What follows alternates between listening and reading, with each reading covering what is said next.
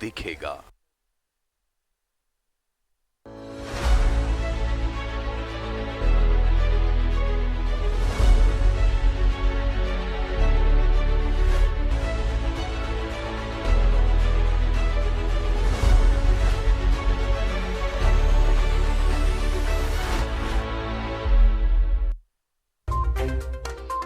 Headlines के प्रायोजक हैं श्याम मेटालिक्स।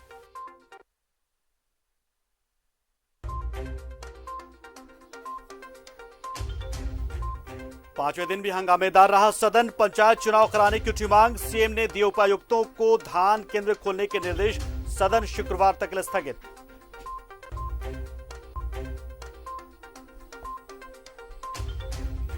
धनबाद में रेल यात्रियों का कोविड टेस्ट हुआ शुरू। रेलवे स्टेशन में यात्रियों की गई जांच। बाहर से आने वाले यात्रियों की होगी जांच।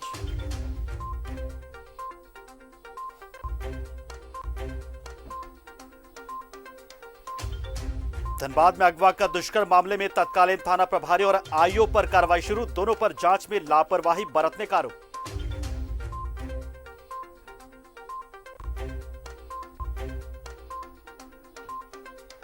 हादसे के तीसरे दिन भी नहीं निकल सका गिरिडीह के रखवा खदान हादसे में जमींदोज मजदूरों का शव। ग्रामीणों का फूटा गुस्सा। घटनास्थल पर किया हंगामा।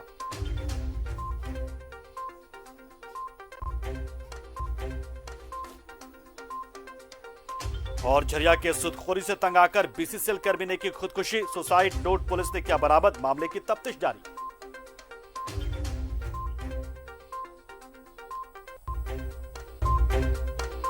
हेडलाइंस के प्रायोजक थे श्याम मेटालिक्स। नमस्कार, मैं हूं पंकज पांडे। आप देख रहे हैं न्यूज 11 भारत और हाजिर हूं अपना कोयलांचल लेकर। लेकिन हेडलाइंस का बढ़ते एक बड़ी खबर की, और बड़ी खबर इसलिए क्योंकि ये पूरे राज्य से जुड़ी है और विधानसभा के बजट सत्र में क्या कुछ हुआ उससे जुड़ी खबर हम आपको दिखाते हैं। सदन में पांचवें दिन की कार्रवाई के बाद सदन को शुक्रवार सुबह 11 बजे तक स्थगित कर दिया गया। इससे पहले विधानसभा में अवैध खनन पर विपक्ष का हंगामा जारी रहा, तो वही बजट पर चर्चा भी हुई। इधर ध्यानाकर्षण के दौरान विधायकों के सवालों का जवाब विभागीय मंत्री और सीएम की ओर से दिया गया। झारखंड में अब जून के बाद ही पंचायत चुनाव और नगर निकाय चुनाव होंगे। इसकी जानकारी को राज्य के संसदीय कार्य और ग्रामीण विकास मंत्री आलमगीर आलम ने विधानसभा में दी। आजसू विधायक लंबोदर महतो के सवाल पर मंत्री ने कहा कि पंचायत चुनाव कराने की तैयारी चल रही है, ये हम हर हाल में कराएंगे, लेकिन फिलहाल ये जून से पहले किसी भी सूरत में संभव नहीं है।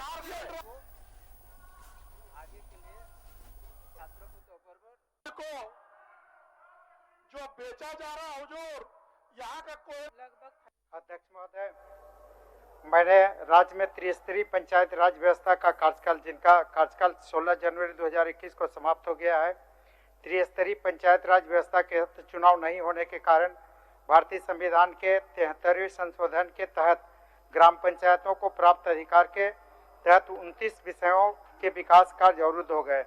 इस संदर्भ में सरकार से मैंने सदन के माध्यम से ध्यानाकृष्ट कराया था कि सरकार जल्द से जल्द त्रिस्तरीय पंचायत चुनाव कराए, और इस संदर्भ में सरकार का जवाब आया है कि उन्होंने चुनाव कराने के लिए राज्य निर्वाचन आयोग को पत्र भेजा है।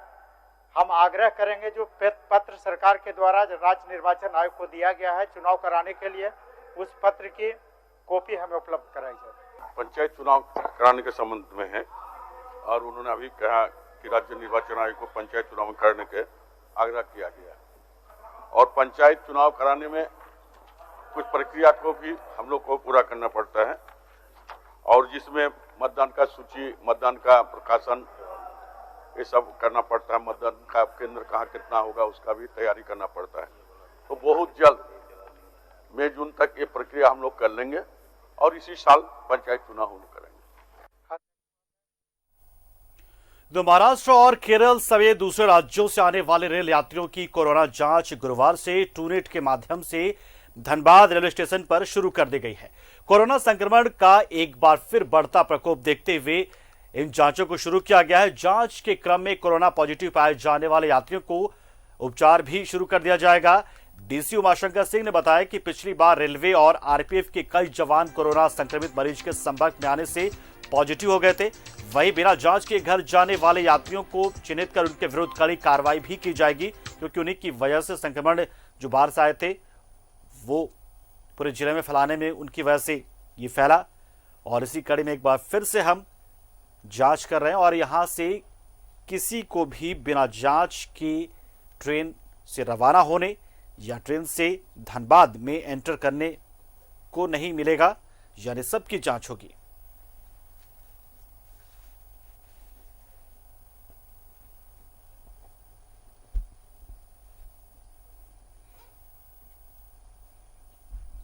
तो ये फैसला जिला प्रशासन का कि यहां से जो भी यात्री दूसरे गंतव्यों को रवाना होंगे उनकी भी जांच होगी और जो लोग उन ट्रेनों से धनबाद उतर रहे स्टेशन पे उनकी भी जांच होगी।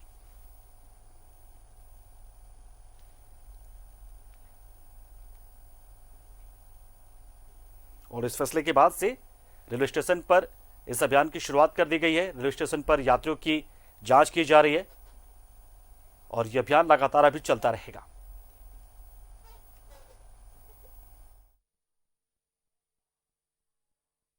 पता था, बस नाम और पता एड्रेस वगैरह लिख रहे हैं।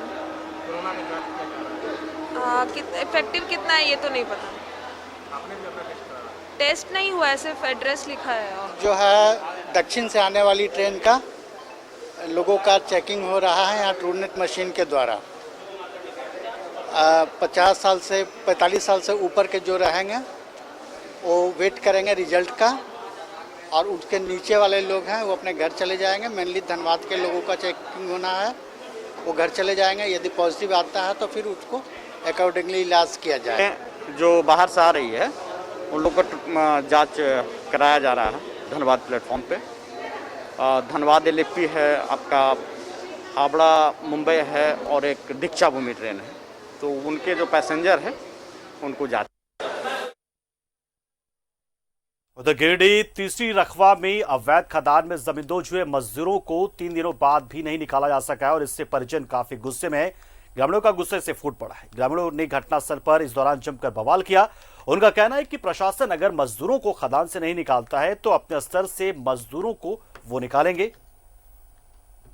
तो बता दें कि अवैध खदान में जमींदोज होने से जहां कुछ मजदूरों की मौत हो गई थी, वहीं कई के अभी भी जमींदोज होने की खबर है। और जिस तरह से परिजन अब मांग करने से साफ हो जाता है कि वहां भूदसान में कुछ लोग अभी जमीन के नीचे दब गए हैं और जाहिर सी बात है ऐसे में उनके जिंदा रहने की उम्मीद तो अब कतई उनके परिजनों को भी नहीं। और ऐसे में उन्हें गुस्सा इस बात का कि आखिर निकाला क्यों नहीं जा रहा उनके शवों को, मजदूरों के शवों को जो इसमें जमींदोज हो रहे हैं। जा रहा है, गाड़ी आ रहा है, ऑर्डर नहीं मिल रहा है कि वहाँ जब नीचे जाने से तो छोड़ दीजिए, जब तक नहीं आएगा। ऊपर से ट्रेन जा रहा है, गाड़ी आ रहा है।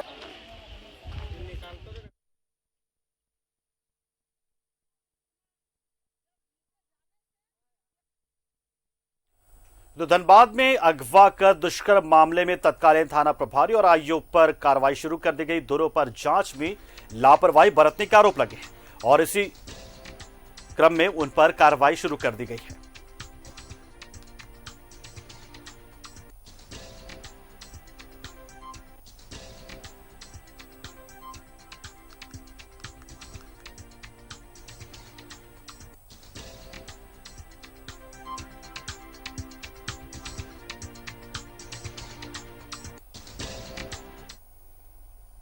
उधर बागबारा में पेयजल आपूर्ति की मांग को लेकर पदुगोड़ा गांव के ग्रामीणों ने जीप सदस्य सह बीजेपी नेता संतोष कुमार महतो के नेतृत्व में महुदा कोल वाशरी के प्रबंधन के खिलाफ प्रदर्शन किया, जिसमें उन्होंने पदाधिकारियों पर आरोप लगाते हुए कहा कि पदुगोड़ा गांव के ग्रामीणों को किसी भी प्रकार की सुविधा नहीं दी जाती है। पिछले 7 माह से गांव में पेयजल आपूर्ति बाधित है।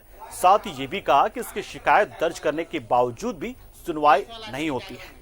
इसी को लेकर परियोजना पदाधिकारी राजेंद्र पासवान को इस संबंध में आवेदन पत्र भी सौंपा गया था, जहां उन्होंने पेयजल समस्या को जल्द दूर करने का आश्वासन दिया था और कहा था कि इसकी समस्या को हम खत्म करेंगे। ऐसी जो भी समस्या नागरिक सुविधाएं होंगी वो हम बहाल करेंगे और समस्याओं को दूर करेंगे। लेकिन ग्रामीणों में इस बात को लेकर गुस्सा है कि बार बार मांग किए जाने के बावजूद उनकी मांगे पूरी नहीं होती। लेकिन एक बार फिर से यहां पर आश्वासन मिला है।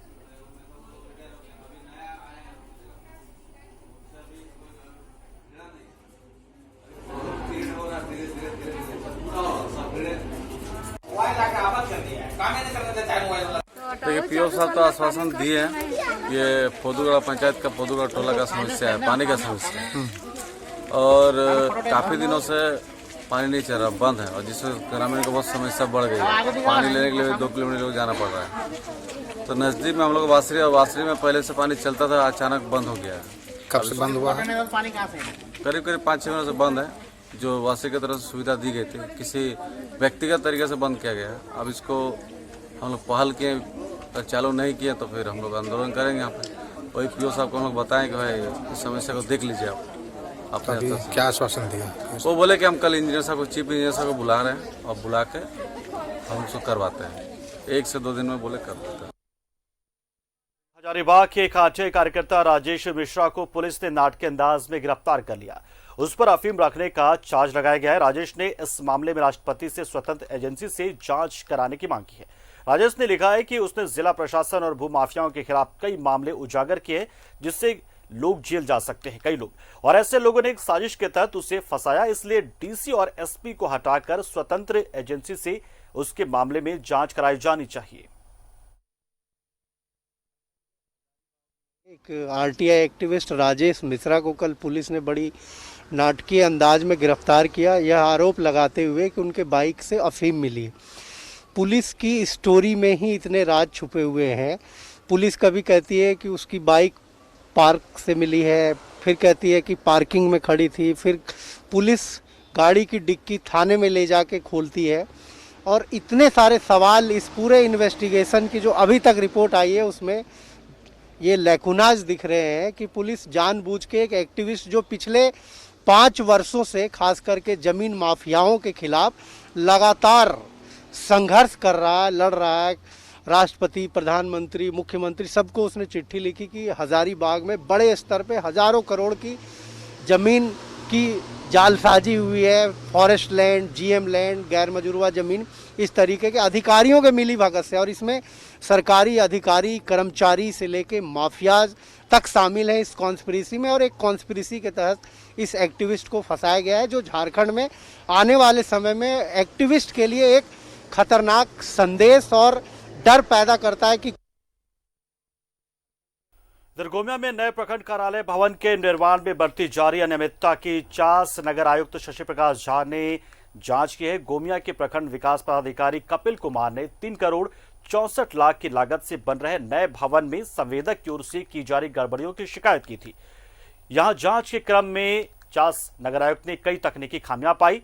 यहां यह भी पाया गया है कि मूल संवेदक ने पेटी पर यह काम किसी दूसरे ठेकेदार को दे दिया है।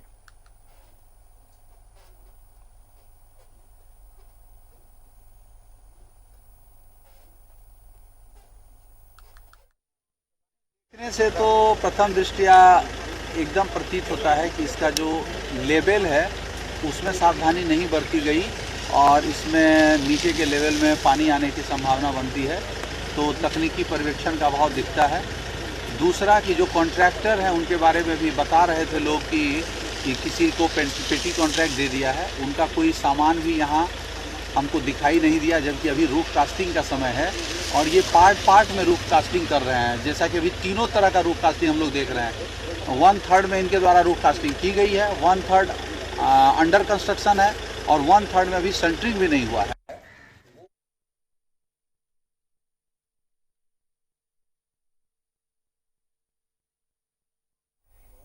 हजारीबाग के बड़का गांव में एनटीपीसी ने डाडी कला बुलडोजर चलाकर भू रैयतों के घर गिरा दिए, जिसको लेकर सियासत भी शुरू हो गई है। आजसू नेता रोशनलाल चौधरी ने पीड़ित परिवारों से मुलाकात की। उन्होंने कहा कि कंपनी की मनमानी अब नहीं चलने दी जाएगी।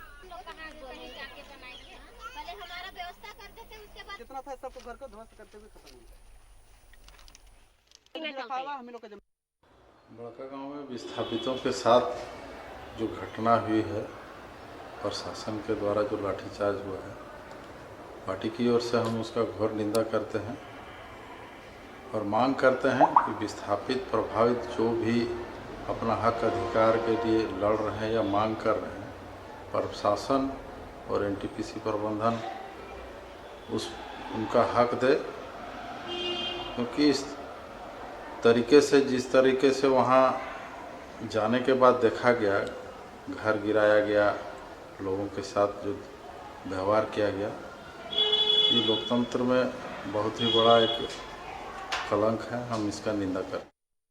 28 फरवरी को औद्योगिक क्षेत्र बियाडा में संचालित हो रही फैक्ट्रियों से निकली ज्वलनशील छाई में धंसकर एक महिला के झुलस जाने के बाद अब महिला के पति सहदेव राम माझी ने 4 फैक्ट्रियों के खिलाफ प्राथमिकी दर्ज कराई, लेकिन अभी तक जिला प्रशासन और बालीडीह पुलिस की ओर से कोई कार्रवाई नहीं की गई, जिसके बाद आक्रोशित ग्रामीणों ने सड़क पर मिट्टी डालकर रास्ता जाम कर दिया और घायल महिला को मुआवजा देने की अब मांग कर रहे हैं।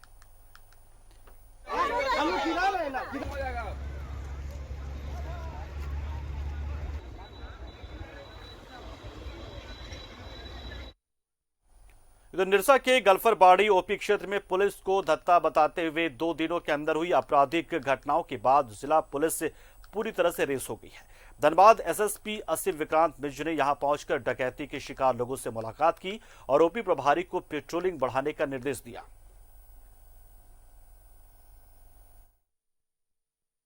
हम लोग बहुत सारे बिंदुओं पर छानबीन कर रहे हैं। यहाँ पर जिनके यहाँ घटना हुई है उनसे बातचीत हुई हमारी, और जो भी संदिग्ध हैं उनसे ही पूछताछ की जा रही है। बहुत जल्दी ही घटना का उद्घाटन कर लेंगे। ऐसा क्या लग रहा है कि जो भी मैंने इतना दिन बीतने बाद कोई ना कोई क्लू मिली होगी जिससे हम लोग सभी बिंदुओं पर छानबीन कर रहे हैं।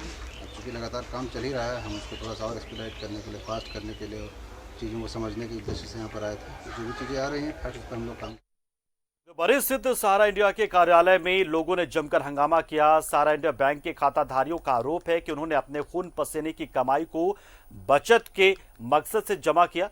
अब मैच्योरिटी के बाद भी पैसा नहीं लौटाया जा रहा है। प्रबंधन की ओर से खाताधारकों को समझाने की हालांकि कोशिश की गई, लेकिन पैसे नहीं लौटाए जाने की वजह वो बता नहीं पा रहे। इससे लोगों में काफी गुस्सा है।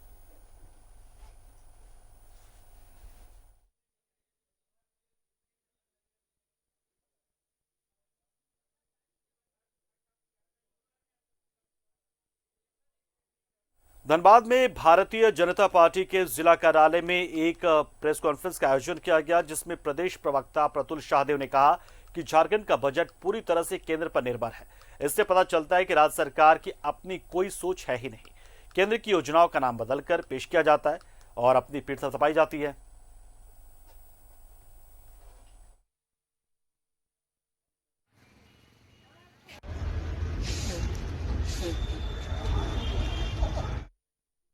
91,000 करोड़ से ज्यादा की बजट की राशि है, जिसमें 54,000 करोड़ राशि के लिए ये केंद्र पर निर्भर होंगे। यानी इन्होंने गेंद को केंद्र के पाले में फेंककर अपने ऊपर से रिस्पॉन्सिबिलिटी हटाने की कोशिश की है।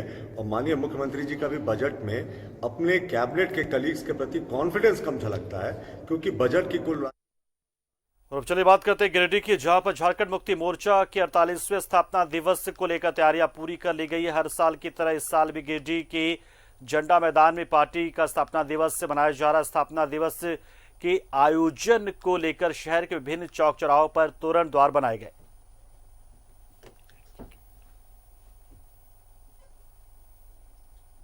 और फिलहाल यार रुकते एक छोटे से ब्रेक के लिए, जल्द हाजिर होंगे कुछ बड़ी कुछ अहम खबरें कोयलांचल के लेकर। लौटते फौरन।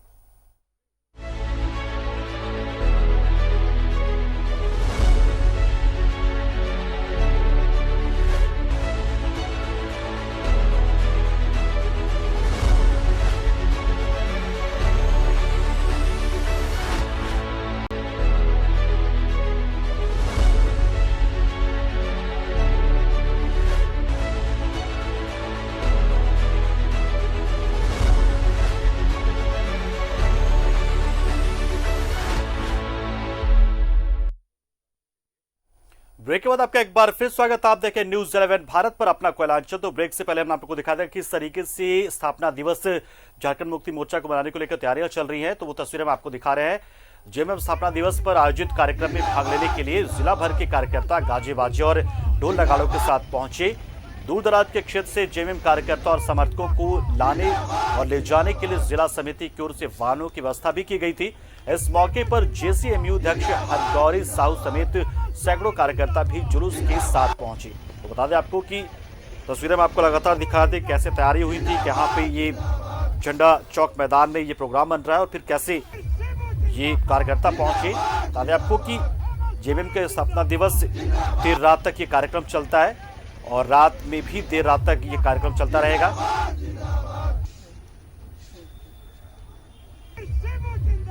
जिंदाबाद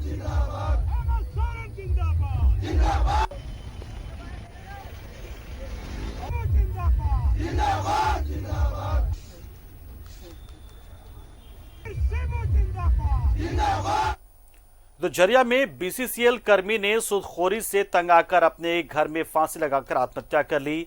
आत्महत्या से पहले कर्मी ने सुसाइड नोट भी लिखकर फेसबुक पर डाला। फिलहाल पुलिस पूरे मामले की तहकीकात कर रही है।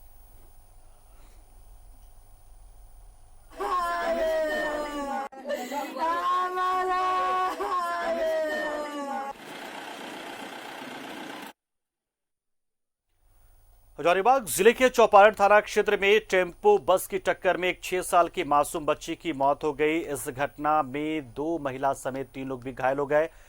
डुमडाडी पुल के पास हुई इस टक्कर में घायल लोगों को स्थानीय लोगों ने सीएचसी में भर्ती कराया। सीएचसी के डॉक्टर ने एक महिला की हालत गंभीर होने के बाद उसे हजारीबाग रेफर कर दिया।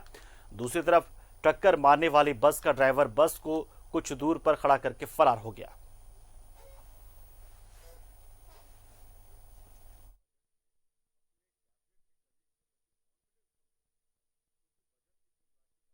इधर हजारीबाग के विनोबा भावे विश्वविद्यालय में आसू छात्र संघ के सदस्यों ने अनिश्चितकालीन धरना पर बैठकर प्रदर्शन शुरू किया, जिसमें उन्होंने कर्णपुरा कॉलेज में हुए घोटाले की निष्पक्ष जांच की मांग की है। साथ ही दोषियों पर कड़ी से कड़ी कार्रवाई करने की भी मांग की।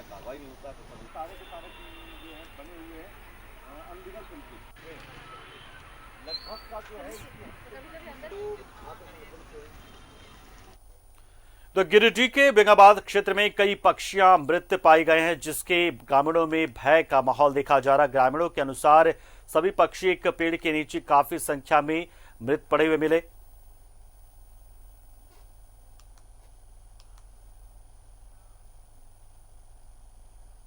और फिलहाल इनकी संख्या क्या है ये जानकारी तो नहीं मिली, लेकिन कई पक्षी यहां पर मृत पाए गए हैं और इससे ग्रामीण काफी डरे हुए हैं। हालांकि मौत की वजह प्राकृतिक है या प्राकृतिक, इसको लेकर पशुपालन विभाग को जांच करने की जरूरत है, लेकिन शायद अभी इस बात की जानकारी विभाग को नहीं दी गई है। इधर निरसा चिरकुंडा ब्रह्मस्थान मंगल मूर्ति धाम में 7 दिवसीय श्रीमद् भागवत यज्ञ कथा ज्ञान का आयोजन किया गया। मंगल मूर्ति धाम में शिवरात्रि महोत्सव पर आयोजन की शुरुआत शोभा यात्रा से की गई। इसमें 15 से 51 महिलाओं ने हिस्सा लिया। खुदिया नदी से कलश में जल भरकर वापस वो यज्ञ स्थल तक आई।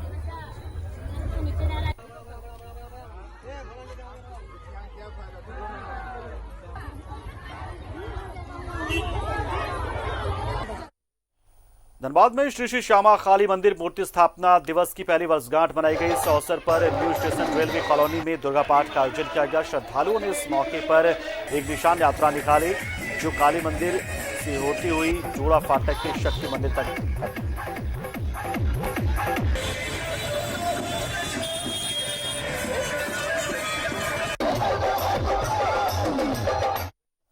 और बुलेटिन में इतना ही। मुझे दीजिए इजाजत।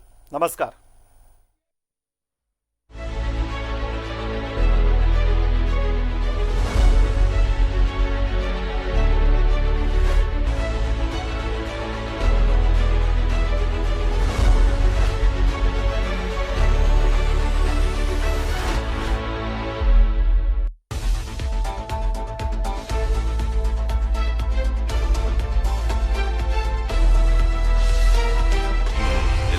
सच है।